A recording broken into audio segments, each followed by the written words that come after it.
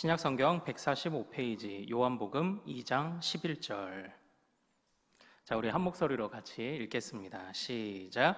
예수께서 이 첫 표적을 갈릴리 가나에서 행하여 그의 영광을 나타내심에 제자들이 그를 믿으니라. 아멘. 아멘. 자, 우리가 함께 읽은 이 말씀 통해서요, 이 땅에 나타내신 영광이란 제목으로 은혜를 같이 나누도록 하겠습니다. 하나님께서 또 오늘도 우리에게 또 하나님을 온전히 볼 수 있게 하는 또 열린 눈을, 영안을 주시기를 소망합니다. 우리는 모두 안정적인 삶을 꿈꿉니다. 모두 풍성한 삶을 꿈꿉니다. 가난하고 싶지 않고요, 어렵고 싶지 않습니다. 물질적인 것이든지 아니면은 우리의 마음이든 아니면은 건강이든 우리는 항상 풍성하기를 원합니다. 그러나 항상 인생이 그렇게만 돌아가는 것은 아니죠. 그래서 실망도 하고 또 주저앉기도 할 때가 많이 있지 않습니까? 사실 우리가 풍성함이라는 것을 생각하면요, 그렇죠, 건강도 있고 아니면 우리의 영적인 마음의 문제도 있고 하는데, 또 대부분 우리는 또 이제 물질적인 문제를 또 많이 생각을 하죠. 예, 저도 그렇습니다. 여러분이나 저나 우리 중에 또 물질을 싫어하는 사람은 없습니다. 이처럼 우리는 모두 안정적이고 이제 풍성한 삶을 꿈꿉니다. 그런데요, 우리를 이전에 코로나 기간 중에 우리의 가슴을 울렸던 우리 미스터 트롯의 정동원이라는 꼬마 아이가 나와서 처음 불렀던 노래가 뭔지 아십니까? 바로 이런 가사였습니다. 아이야 뛰지 마라 배 꺼질라 가슴 시린 보릿고갯길. 이게 진성이라는 가수의 이 보릿고개라는 노래를 불렀는데요, 그때 이 진성이라는 그 가수가 심사위원인데 눈물을 흘리면서, 야, 어떻게 보릿고개를 모르는 세대가 이 감성을 저렇게 표현할 수 있을까, 이래서 극찬했던 그런 장면이 기억에 나는데요. 그것과 같습니다. 우리가 살아가는 시대는요, 이제는 이전과 비하면 말할 수 없는 풍성함을 이룬 그런 시대입니다. 그러나 우리나라의 전반적인 상황을 보면 풍성할지 몰라도 우리는요, 항상 마음이 좀 어렵고 가난해요. 우리는 항상 이전보다 좀 먹을 것 더 잘 먹고, 그리고 입을 거 좀 더 잘 입고 하는 것 같은데, 그런데 내가 안정됐다라고 생각하는 사람은 또 그렇게 생각만큼 많이 없더라고요. 그러다 보니까 이제 그리스도인들 안에서도요, 이제 행복하지 않은 그리스도인들이 이제 또 나타나기 시작을 하는 것 같습니다. 어떤 면에서는요, 이전에 신앙생활 하던 모습들이 다 잘못된 것은 아니지만 반성할 부분도 있다고 생각을 해요. 보통 우리가 이 기독교 믿으면, 이 신앙, 주님을 믿으면 다 하나님이 잘 되게 해주신다, 이런 것들을 캐치프레이즈처럼 이렇게 말했던 때가 있지 않았습니까? 7, 80년대는 정말 어려웠기 때문에 그런 외침들이 이 세상에 어느 정도 통했다고 저는 생각을 합니다. 그래서요, 우리의 교회 안에서 나타나는 간증들은 다 어떤 성공 또는 어떤 그 위치에 이르렀던 것, 질병이 치료됐던 것, 많은 물질을 얻었던 것, 이런 성공에 대한 간증만이 넘쳐났고요. 그러다 보니까 천국에 관한 간증도 없었던 것은 아닙니다. 그 천국은 하지만 미래적인 이야기이지, 현재 우리의 삶에 풍성함을 가지고 우리 기독교를 설명하고자 하는 이런 시도들이, 이런 모습들이 있었는데, 그러나 이제 그 이후에 오늘날의 모습을 보면 그것도 또 전부는 아니었던 것 같다는 그런 생각을 좀 해보게 되기도 합니다. 오늘 우리가 읽은 이 말씀, 그 2장에서 예수님이 이 가나의 혼인잔치 가운데서 행하신 이 사역은요, 정말 우리가 살아가는 이 세상에 주님이 주신 가장 큰 영광이 무엇인지를 보여주는 그런 본문입니다. 단순하게 세상의 풍성함으로 설명할 수 없는 하나님의 영광이 무엇인지를 보여주는 바로 그런 본문입니다. 그래서 아무쪼록 오늘 저와 여러분이 이 말씀을 한번 같이 살펴보면서 주님이 우리에게 주시는 풍성함과 영광에 관해서 조금 더 눈이 뜨이는 또 그런 은혜의 시간이 되기를 소망합니다. 그러니까 오늘 말씀의 배경을 좀 먼저 살펴볼게요. 제가 이 요한복음을 믿음이라는 주제로 한번 살펴보자라고 하며 지금 생각을 해보고 있습니다. 처음, 믿음이라는 것은 무엇입니까? 말씀이 하나님과 함께 계셨다라는 것처럼 주님과 같은 곳을 바라보는 것, 이것이 믿음이라고 말씀을 드렸습니다. 그래서 이 세상을 바라볼 때 세례 요한이 하나님의 어린 양이로다. 예수님을 세례 요한이 하나님의 어린 양이로다. 세상 죄를 지고 가는 하나님의 어린 양이로다 한 것처럼 이 세상이 세상 죄를 지고 가는 어린 양을 필요로 하는 그런 세상이다. 바로 이런 개념을 갖는 것도 믿음이라고 말씀을 드렸습니다. 그리고 또한 그 세례 요한의 제자 중에 몇 사람을 예수님께 보내는 사건이 있었죠. 그 중에 하나가 누구였습니까? 안드레였어요. 안드레와 같이 주님이 온전히 하루를 보내시면서 그에게 말씀을 들려주셔서 그를 제자 삼으셨고요. 안드레는 누구에게? 그의 형제 베드로에게. 베드로는 누구에게? 그의 이웃 빌립에게. 빌립은 누구에게? 그의 친구 나다나엘에게. 나다나엘은 곧 예수님의 제자 중에 누구였다고 했죠? 바돌로메라고 했죠. 그래서 이렇게 믿음은 또 어떻습니까? 전달되는 것이다 라는 이런 말씀들도 또 했습니다. 그런데 그때 나다나엘도 그렇고 우리 지난주에 3장을 제가 먼저 봤는데 3장에서 만났던 니고데모도 그런 모습이 있었어요. 나다나엘은 나사렛에서 무슨 선한 것이 나느냐. 그리고 니고데모는요, 다시 거듭난다라는 표현이 위로부터 태어난다라는 이 아노센이라는 단어를 그냥 단순하게 어게인으로만 다시라는 것으로만 이해해서 땅의 생각을 가지고 하늘을 이해하려고 하다 보니 온전히 이해하지 못했던 그런 모습들.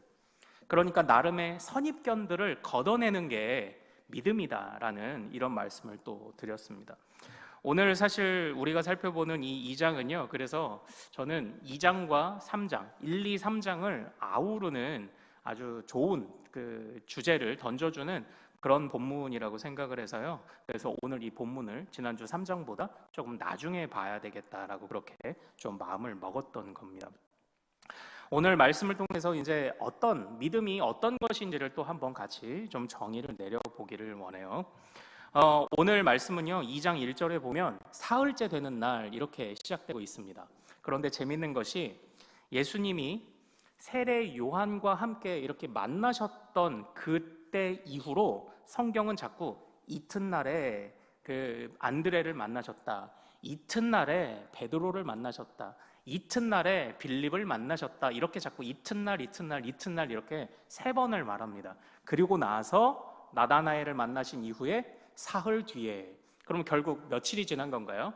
이튿날 그리고 나흘 뒤에 하나 둘 셋. 지금 예수님이 갈릴리에서 지금 일주일을 보내시고 계시는 장면이에요. 이렇게 일주일을 보내시고 오늘 본문 다음에는 예수님이 어디로 가시죠? 성경을 한번 보실까요? 성전으로 가시죠. 그렇죠. 그래서 갈릴리에서 일주일을 보내시고 성전으로 넘어가셨다가 예루살렘으로, 그리고 이후에 다시 갈릴리로 돌아오시는 바로 이런 장면을 배경으로 하고 있습니다. 참고로요, 그 공관복음 마태, 마가, 누가는 예수님이 갈릴리에서 주로 계시다가 그 마지막 십자가 사건을 앞두고 예루살렘으로 돌아오신 것을 말하는데요. 이 요한복음을 기준으로 우리가 예수님의 공생애가 3년이었다라고 생각을 하죠. 왜냐하면 6월절을 3번 보내셨으니까요. 이 요한복음은 그래서 예수님이 갈릴리와 예루살렘을 왔다 갔다 하시면서 그렇게 사역하시는 것으로 드러내어주는 그런 그 특징이 있습니다. 참고로 그 예수님께서요, 이제 오늘 말하자면 이 갈릴리에 일주일을 보내며 마지막 사건으로서 오늘 이 가나의 혼인잔치의 사건을 지금 행하셨던 거예요. 자, 오늘 이 가나의 혼인잔치의 문제점, 나타났던 문제는 무엇입니까? 바로 잔치인데 마실 포도주가 없었다라는 거예요. 잔치인데 마실 포도주가 없었다. 포도주가 떨어진 혼례. 그 당시에는 신랑이 먹을 것을 준비하게 되어 있었습니다. 그래서요, 음식이 떨어졌다라는 것은요, 굉장한 수치를 의미하는 겁니다. 그 결혼 예식이 망쳤다라는 것을 의미하는 거예요. 그러니까 그 신랑은 풍성한 음식을 차라리 남는 게 낫지 부족해서는 안 되는 그 잔치를 지금 망치고 있는 그런 장면입니다. 그때에 이 마리아, 예수의 어머니 마리아가 그런 상황들을 눈치채고 바로 예수님에게 이야기를 합니다. 여기서 저는 이 마리아가 왜 예수님에게 이야기했느냐 이게 참 궁금합니다. 그러나 어떤 면에서 이건 오늘 우리가 살펴보고자 하는 이 본문의 주요 핵심은 아니에요.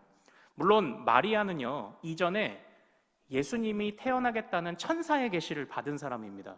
그리고 예수님의 어린 시절을 보내며 그 지혜의 말씀들을 가슴에 담아두었던 사람이에요. 그래서 지금 생겨났던 이 문제에 관해서 나의 육신의 아들, 그러나 하나님의 아들 임마누엘 예수가 이것을 해결할 수 있다고 생각했던 것 같습니다. 그래서 이 포도주가 떨어졌다는 사실을 예수님에게 이야기를 했죠.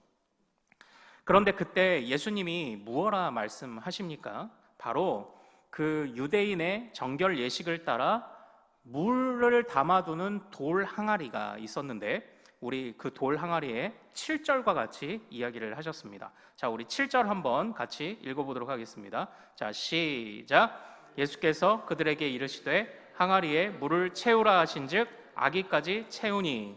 자, 그 돌 항아리가 6이 있었다고 하는데요. 이 돌 항아리가요, 그 당시 문화를 연구하는 사람에 따르면 생각보다 되게 컸다고 그래요. 그래서 한 450리터 정도의 거의 절반, 0.5톤 정도의 물이 들어가는 그런 항아리가 지금 6개가 있는 겁니다. 그런데 그 당시에 그렇게 왜 많은 그 물을 놔두었어야만 했냐면 바로 정결례식을 위해서다라고 하고 있어요. 그러니까 손님들이 많이 왔을 때 유대교의 법을 따라서 손 씻을 물을 제공을 해야 됐기 때문에 아마 많은 손님들을 예상했으면 그만큼 많은 물을, 그러니까 6개면 몇 톤입니까? 3톤 정도의 물을 지금 준비해 놓고 있었던 겁니다.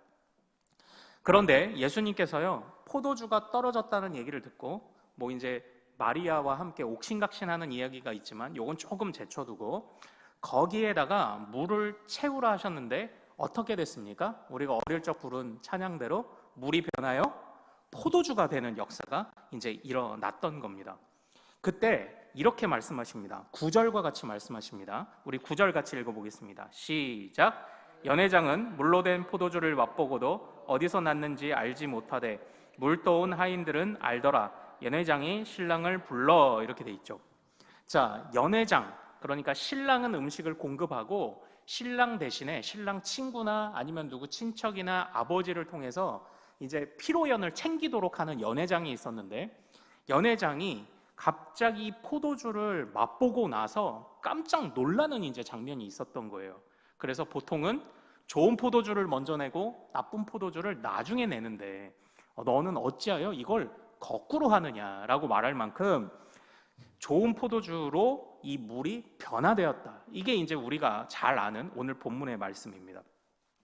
그러니까 참 옛날이나 지금이나 어떤 면에서는 똑같은가 봐요. 제가 예전에 이제 이렇게 마트에서 삼겹살이 들어있는 한 팩을 샀는데 위에는 좋은 고기, 마블링도 좋고 지방과 그 살코기의 비율도 적당한데 그거를 한 줄 딱 걷어내고 나니까 짜투리 고기들 안에 들어있고, 우리 딸기 사면은 위에는 큰 알이 있는데 밑에 가면 자잘한 알들이 있죠. 그러니까 그 당시도 그랬던 것 같습니다. 그런데 예수님이 물로 변하여 만드신 포도주는 어땠다? 처음 것과 신경 써서 준비하는 처음 것과 비교할 수 없는 가장 좋은 포도주가 나왔다, 이겁니다. 자, 이건 누구나 이제 잘 아는 본문입니다. 그런데 오늘 본문이 결국 말씀하고 있는 핵심이 무엇인지를 한번 잘 생각해 봅시다. 지금 예수님이 가셨던 이 잔치의 상황, 잔치는 잔치인데 먹을 것이 떨어진 잔치라는 거예요. 그런데 그때에 주님은 어떻습니까? 먹을 것이 떨어진 잔치에 아무것도 공급할 수 없는 신랑, 그러나 그 잔치를 좋은 포도주로 바꾸시며 공급할 수 없는 사람들 중에 주님이 공급하셨고, 그것도 어떻게? 가장 좋은 곳으로. 그 잔치의 주인인 신랑은 그 잔치를 잔치되게 하지 못했지만 손님으로 왔던 예수님은 오히려 신랑보다 더 뛰어난 일들, 잔치를 온전히 잔치되게 했고, 그리고 신랑의 역할을 제대로 감당하셨다. 이게 사실 오늘 말씀의 본문 핵심인 겁니다. 결과적으로 오늘 본문을 통해서 우리에게 주고자 하는 뜻은 무엇입니까? 아무리 유대교의 정결 예식을 따르려고 해도, 아무리 그 당시에 나름의 종교심을 가지고 살려고 했어도, 아무리 풍성한 척을 하려고 했어도 그 안에 풍성함이 없었다는 거예요. 그러나 주님이 오신 순간 그 이름뿐인 잔치가 진짜 잔치로 변하였고, 공급할 수 없는 신랑이 아니라 공급할 수 있는 제대로 된 신랑 되신 주님이 오셨다. 이것을 증명하는 바로 이 말씀이 오늘 이 사건이다라는 겁니다. 그러니까 결국 이 사건을 통해서 주님의 무엇이 드러난 겁니까? 주님은 공급자요, 주님은 주관자요, 주님은 우리에게 참된 잔치를 허락하시는 분이요, 주님은 우리의 참된 신랑이시다라는 것을 드러내주는 말씀이 바로 이 기적의 사건이다라는 것입니다.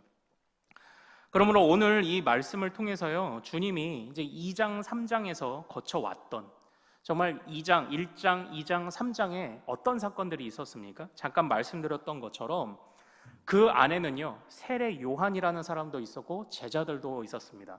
그들은 어떤 사람이었습니까?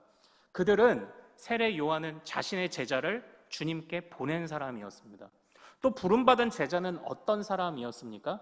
자신의 모든 친척, 본토, 아비집, 나름대로 생계를 유지하며 풍성함을 꿈꾸며 살았던 그 모든 물고기와 고깃배와 그물을 두고 주님을 쫓았던 자들입니다.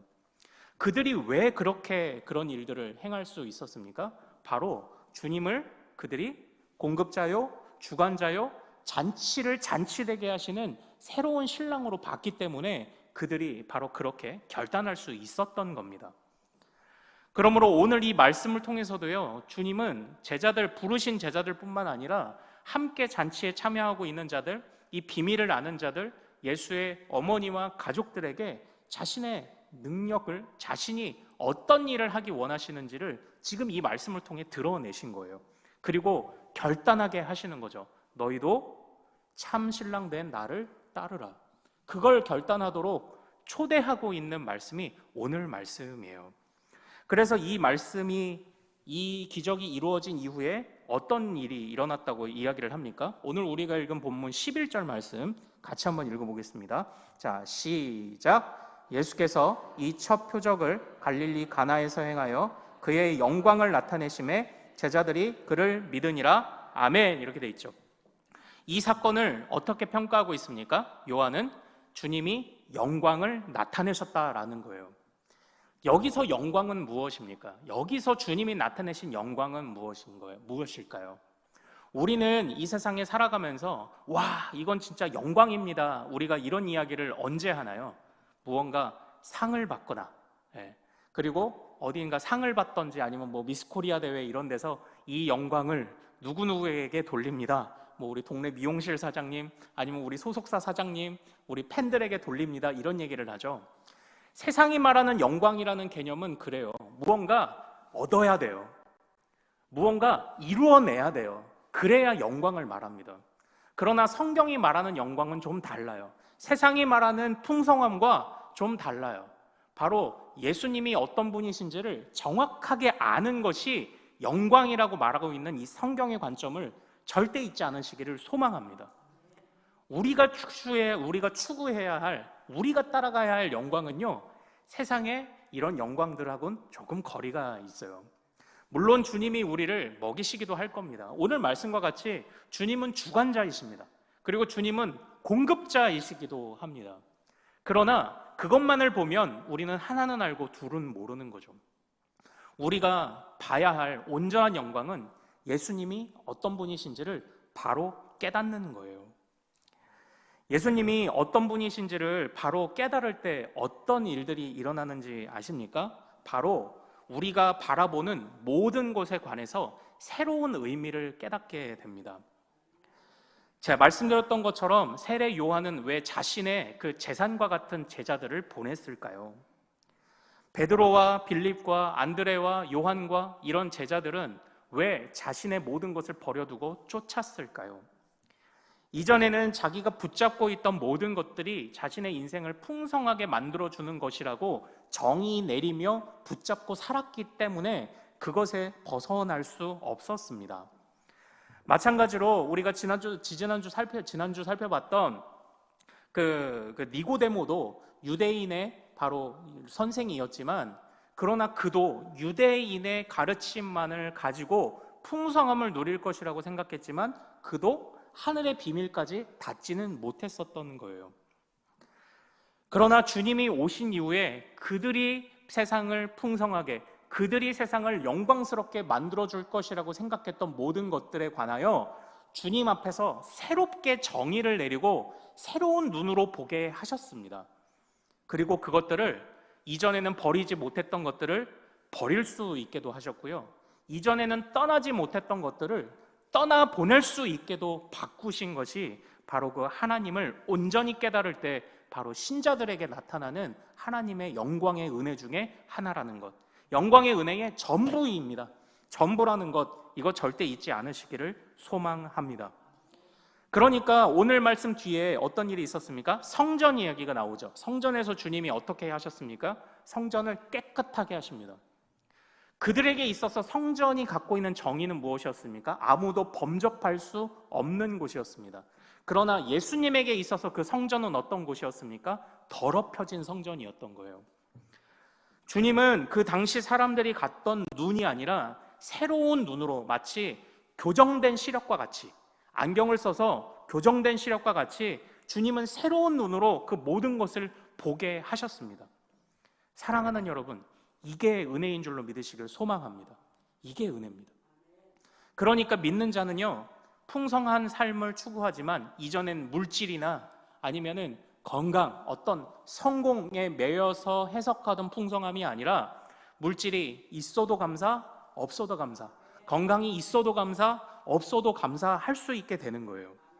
우리는 모든 것을 새롭게, 새로운 관계를 맺으며 새롭게 정의를 내리는 사람들입니다. 그래서 우리는 어디까지 새로운 정의를 내렸습니까? 죽음에 대해서까지 새로운 정의를 내린 거예요. 저는 여태까지 굉장히 다양한 사람들, 다양한 연령의 사람들을 제가 장례를 치러봤습니다. 정말 젊은 사람들도 많이 제가 장례를 치러봤고요, 그리고 직접적이진 않아도 간접적으로 어린아이의 장례를 치르는 모습도 보기도 했었습니다. 그런데 그때에 사람들이 하는 이야기가 있습니다. 죽음이라는 것, 특히 어린 나이에 죽잖아요. 그러면 사람들이 복이 없다고 그래요. 지지리도 복이 없어서 떠났다고 그래요. 그러나 저는 단 한 번도 제가 장례를 할 때 이 사람이 복이 없어서 떠났다고 그렇게 생각해 보지 않았습니다. 신자라면, 주님의 자녀들이고 성도라면 모두 주님의 계획하심 안에서 부르심을 받았고, 그리고 그 부르심을 받아 영광의 나라로 그 어느 누구보다 먼저 들어갔기에 이것은 복이 없어서 간 게 아니다, 이것은 하나님의 은혜를 입어 간 거다. 저는 항상 이런 그 마음을 가지고 설교를 했고, 그런 마음을 가지고 유가족들을 권면했었습니다. 무엇입니까? 우리는 복이 없다고 말하는 죽음까지도 복이라고 말하는 새로운 눈을 가진 사람들입니다.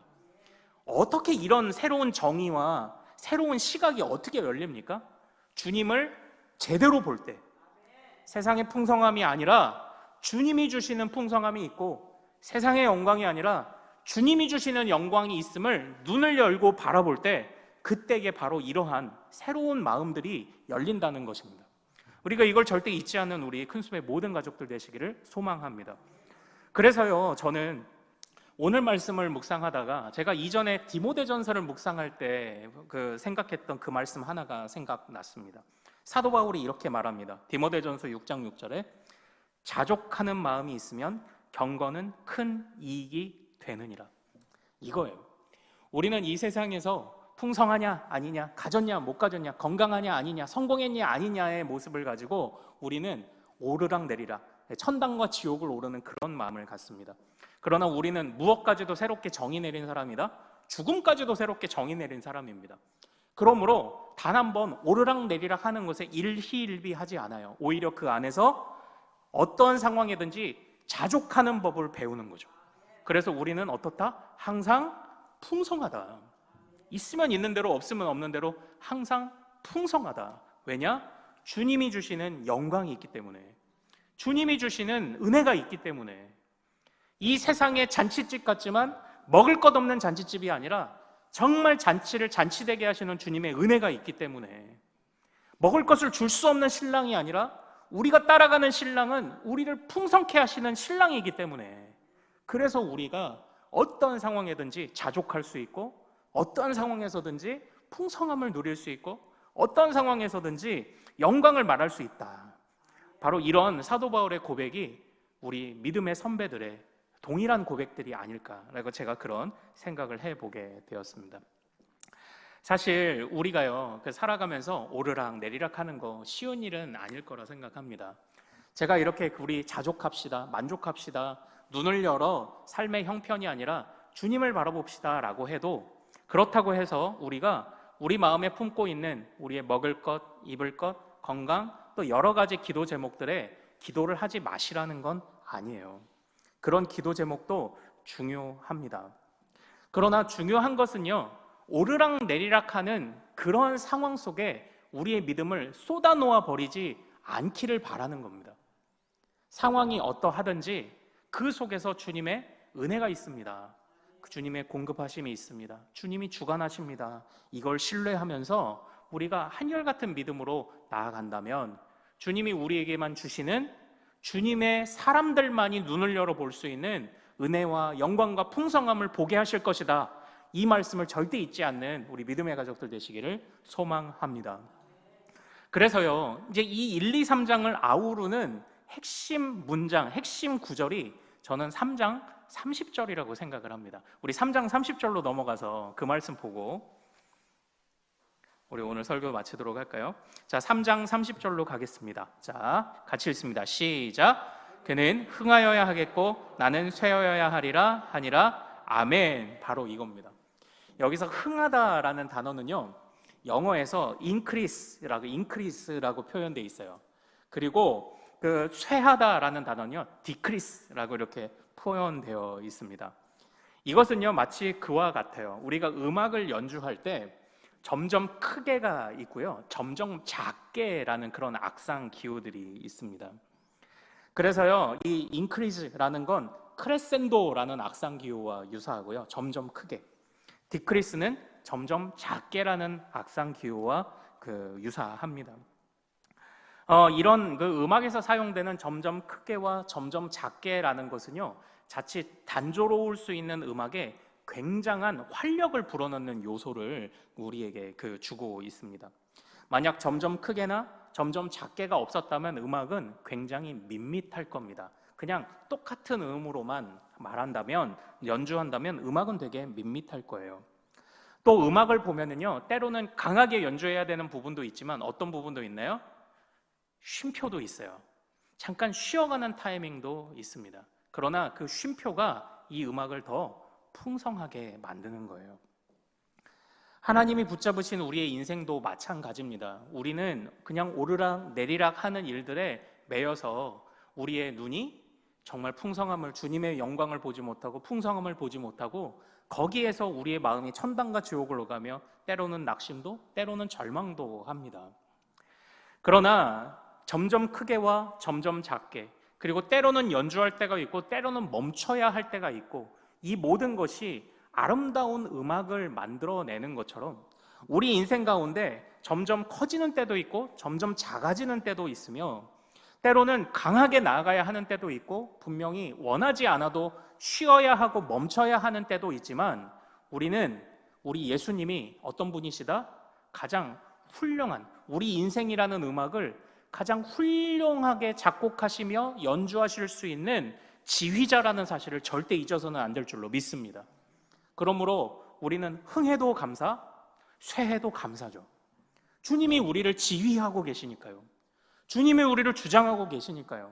올라가도 감사, 내려가도 감사죠. 주님이 우리를 지휘하고 계시니까요. 내려오는 사건 하나를 보면은 우리는 절망할 수밖에 없지만, 우리의 인생이라는 전체적인 음악을 본다면 주님의 쉼표도, 때로는 작게 연주하라고 말씀하시는 그 주님의 지휘도 어떻다? 모든 것이 은혜인 줄로 믿습니다. 우리의 삶을 아름답고 활력 있고 다이나믹하게 하시려는 하나님의 지휘가 그 안에 있음을 우린 절대 잊지 않으며 살아가는 저와 여러분이 되기를 소망합니다. 오늘 말씀을 잘 기억해 주십시오. 정말 주님이 주시는 영광이 무엇입니까? 바로 꽃처럼 향기 나는 우리의 삶이 아니라 할지라도 가치가 있고, 절망이 찾아오는 순간들, 세상 사람들이 절망과 어려움과 낙심을 말하는 순간 속에서도 그래도 지휘자 되신 주님이 우리가 잠깐 쉬고 나면 또 아름다운 음악을 연주하실 거야 라는 기대감을 갖게 만들고, 이 땅에 나타내 보여주신 하나님의 영광 예수 그리스도, 그 예수 그리스도를 통해 우리의 눈을 열어주시는, 바로 이것이 은혜라는 사실을 절대 잊지 않으시는 우리 모든 성도님들 되시기를 소망합니다. 지금 아마 여러분들이 기도하고 있는 제목들이 있을 겁니다. 저도 있습니다. 그런데 이 모든 것들을 주님 앞에서 한번 새롭게 관계 맺고 새롭게 정의를 내려보십시오. 죽음까지도 은혜라고 정의 내릴 수 있는 우리들이라면 우리 안에 찾아온 모든 문제들에서 우리는 새롭게 눈을 열어 하나님 앞에서 새롭게 정의를 내릴 수가 있을 것입니다. 그렇다면 우리가 절망한 순간에도 은혜를 볼 수 있을 것입니다. 우리가 높아진 순간에도 하나님 앞에서의 또 기쁨과 겸손을 말할 수가 있게 될 것입니다.